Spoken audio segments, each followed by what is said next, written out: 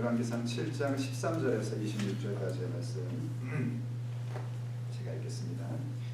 13절입니다. 솔로몬 왕이 사람을 보내어 히람을 두로에서 데려오니 그는 납달리 지파 바두의 아들이요 그의 아버지는 두로 사람이니 노스의 대장장이라. 이 히람은 모든 놋 일에 지혜와 총명과 재능을 구비한 자이더니 솔로몬 왕에게 와서 그 모든 공사를 하니라. 그가 놋기둥 둘을 만들었으니 그 높이는 각각 18규빗이라. 각각 12규빗 되는 줄을 두를 만하며 또 놋을 녹여 부어서 기둥 머리를 만들어 기둥 꼭대기에 두었으니 한쪽 머리의 높이도 5규빗이요 다른 쪽 머리의 높이도 5규빗이며 기둥 꼭대기에 있는 머리를 위하여 바둑판 모양으로 얽은 그물과 사슬 모양으로 따은 것을 만들었으니 이 머리에 7이요 저 머리에 7이라. 기둥을 이렇게 만들었고 또 2줄 석류를 그 한 그물 위에 둘러 만들어서 기둥 꼭대기에 있는 머리에 두르게 하였고 다른 기둥 머리에도 그렇게 하였으며 주랑 기둥 꼭대기에 있는 머리의 4규빗은 백합화 모양으로 만들었으며 이 두 기둥 머리에 있는 그물 곁 곧 그 머리에 공같이 둥근 곳으로 돌아가며 각기 석류 200개가 줄을 지었더라. 이 두 기둥을 성전의 주랑 앞에 세우고 오른쪽 기둥을 세우고 그 이름을 야긴이라 하고 왼쪽의 기둥을 세우고 그 이름을 보아스라 하였으며 그 두 기둥 꼭대기에는 백합화 형상이 있더라. 두 기둥의 공사가 끝나니라. 또 바다를 부어 만들었으니 그 직경이 10규빗이요 그 모양이 둥글며 그 높이는 5규빗이요 주위는 30규빗 줄을 두를 만하며 그 가장자리 아래에는 돌아가며 박이 있는데 매 규빗에 10개씩 있어서 바다 주위에 둘렸으니 그 박은 바다를 부어 만들 때에 2줄로 부어 만들었으며 그 바다를 소 12마리가 바쳤으니 셋은 북쪽을 향하였고 셋은 서쪽을 향하였고 셋은 남쪽을 향하였고 셋은 동쪽을 향하였으며 바다를 그 위에 놓았고 소의 뒤는 다 안으로 두었으며 바다의 두께는 한 손 너비만 하고 그것에 가는 백합화의 양식으로 장가와 같이 만들었으니 그 바다에는 2000밭을 담겠더라. 26절까지 했습니다. 열왕기서가 성전 건축에 대한 어떤 그 모양을 설계와 그 안에 들어가는 내용물에 대한 내용들을 자세하게 기록하며 우리에게 전달해주고 있습니다. 하나님의 성전을 건축함에 있어서 일단 건물을 짓는 것이 중요했기에 그 건물이 어떻게 지어졌는지를 얘기해주고 있고요. 그리고 건물 외양만 지어진 것으로 다른 것이 아니라 그 가운데 가장 중요한 핵심의 자리, 곧 지성소의 자리를 이야기해주면서 거기에 담겨져 있는 언약궤를 우리에게 소개해 줬습니다. 그리고 그곳에서 지성소 가운데 나아갈 때에 어떤 마음가짐이 하는지에 대해서 그 안에 있는 여러 가지의 모양들 또 여러 가지의 재질들을 설명하면서 우리에게 교훈을 주고 있습니다. 바로 그러한 모습들을 보면서 이제 왕궁에 대한 얘기가 나왔었고요. 그리고 이제 이어서 그 외에 이 성전 안에서 필요한 물건 그 자리 그것이 무슨 일이든지 간에 거기에 대하여 내가 전문적으로 탁월함을 갖는 자가 될 것을 결정하라는 것입니다. 그러면 하나님께서 그 일을 통하여 하나님 나라 가운데 쓰시는 역사가 반드시 일어납니다. 때로는 그 기술 자체가 쓰이지 않는다 할지라도 그것을 위하여 내가 최선의 노력을 다하며 하나님을 붙들고 하나님께 지혜를 구하고 하나님께 총명을 구하고 하나님께 재능을 구했던 그 구함이 전혀 다른 부분에서 응답됨으로 역사하는 그 일로 사용되기까지 하나님께서는 그 모든 일들을 쓰신다는 사실에 대해서 우리가 기억할 수 있어야 됩니다. 역시나 이 두루라는 사람이요 자기의 기술껏 성전에 귀중한 물건들을 만듭니다.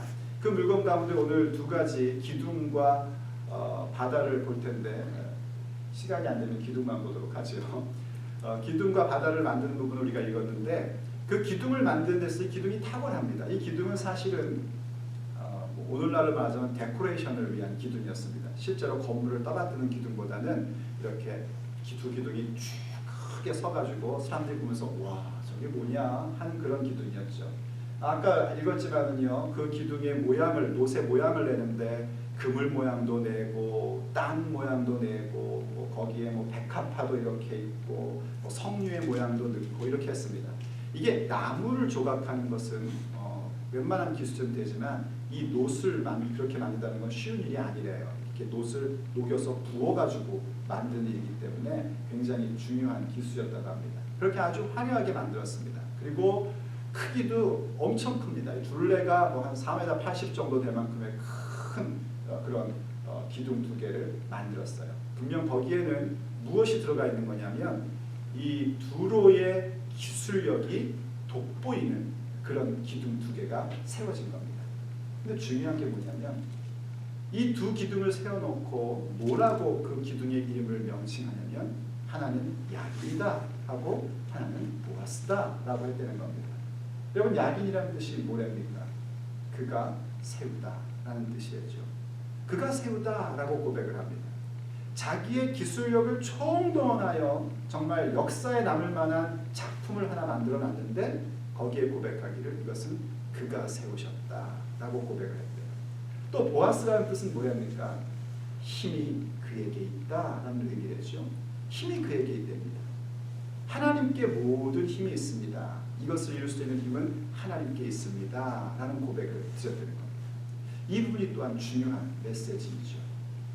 우리가 하나님 앞에서 뭔가 쓰임받기 위하여 최선을 다하는 삶, 말씀과 기도라는 중심뿐만이 아니라 내가 가지고 있는 일에 대한 전문성을 위하여 최선의 노력을 다하여 거기에 기술과 총명과 재능을 구비한 자라고 그렇게 인정받을 수 있는 모습으로 세워지는 전문성을 갖고 있는 사람들이 되어서 그 일들을 이룰 때에 누구나 다 박수 칠 수 있고 참 훌륭하다고 얘기할 수 있는 그 모습 가운데에 우리의 고백은 뭐야 하는가?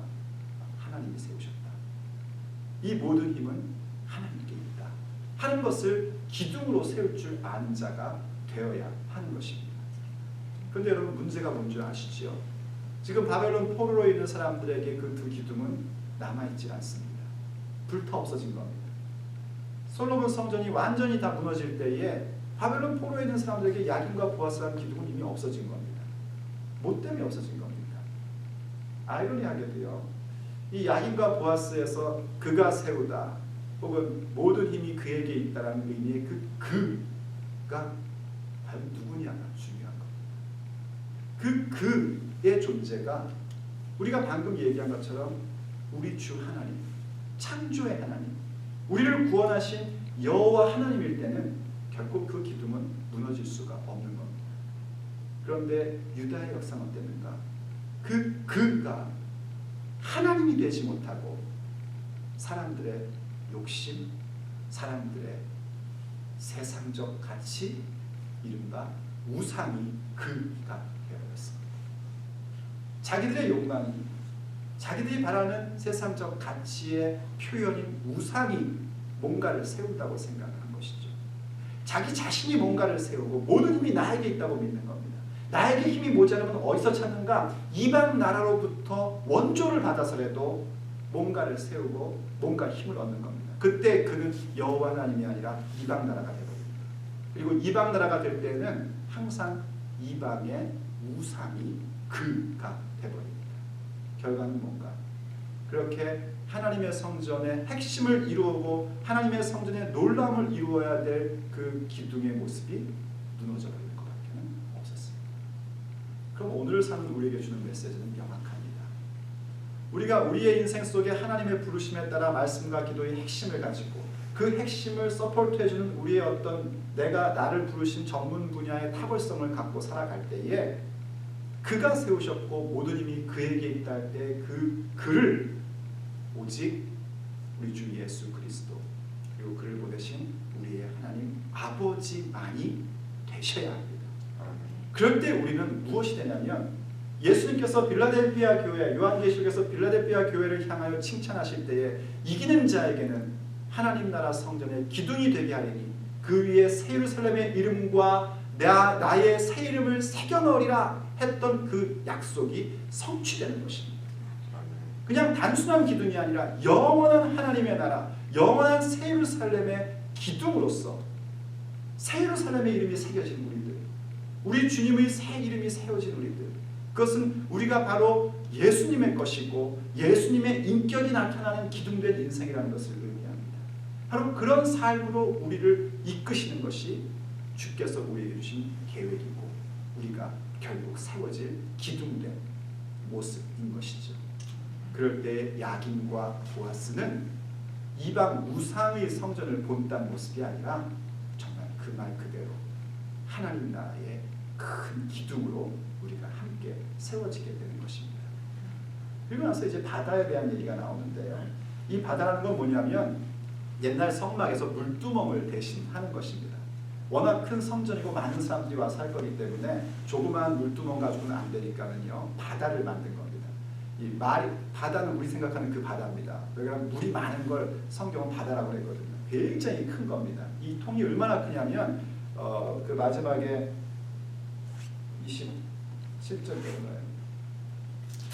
26절에 그 바다에 2000밧을 담았다고 했는데 2000밧은 현대 단위로 나는 그 환산을 하면은 44kg래요. 44,000리터 정도가 되는 정말 엄청나게 많은 물이죠.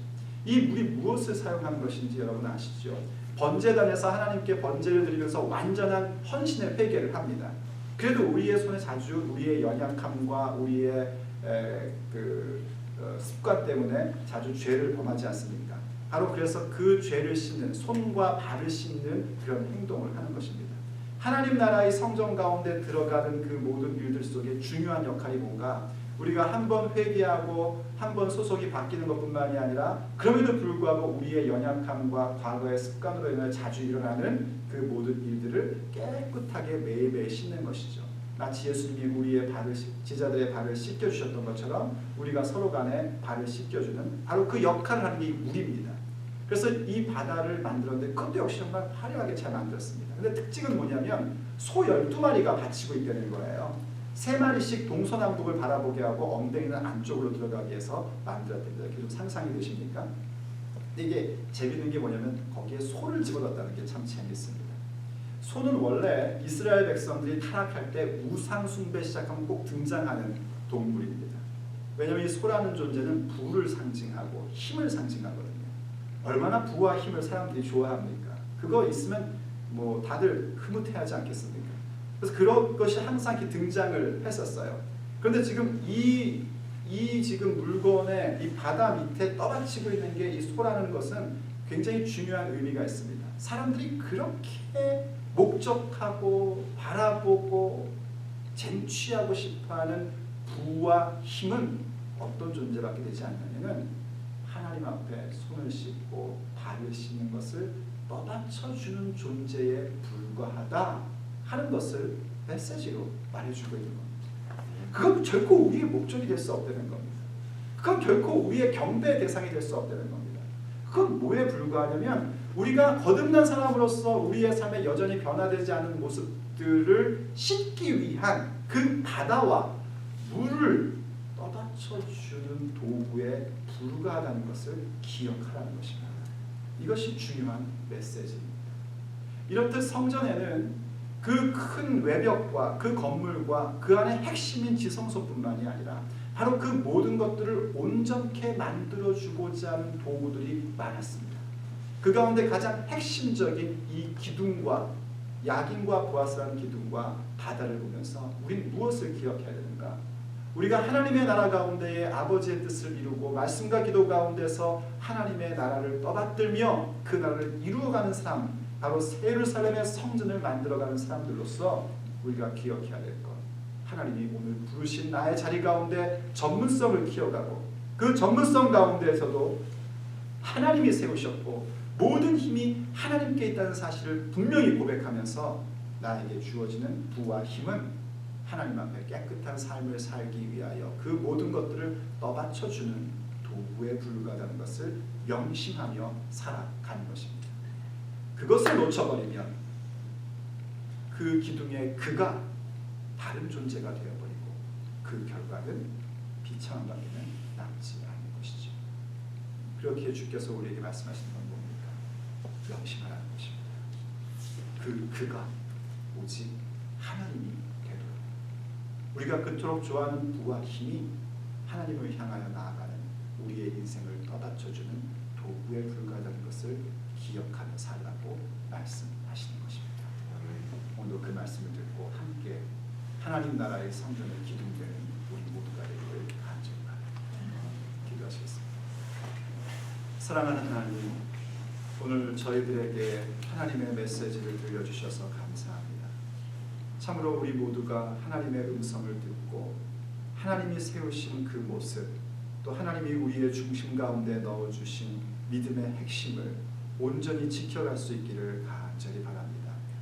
하오니 주님, 우리를 부르신 그 자리 가운데 우리가 충분한 기술력을, 충분한 전문성을 갖는 자가 되게 해주시옵소서.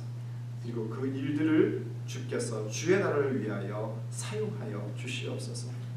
그리고 주께 사용받을 때에 우리에게 오게 될 그 모든 영광과 존귀를 우리가 받는 자가 아니라 오직 그가 세우셨고 모든 힘이 그에게 있노라고 하나님을 가리키며 선언할 수 있는 우리 모두가 되게 해주시옵소서.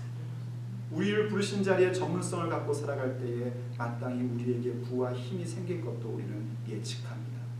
하오나 주님, 그것은 우리의 인생의 목적일 수가 없고요, 오직 하나님께 깨끗한 삶을 살고 싶은 우리의 열망을 받쳐주는 도구에 불과한 것을 우리가 명심하게 하여 주옵소서.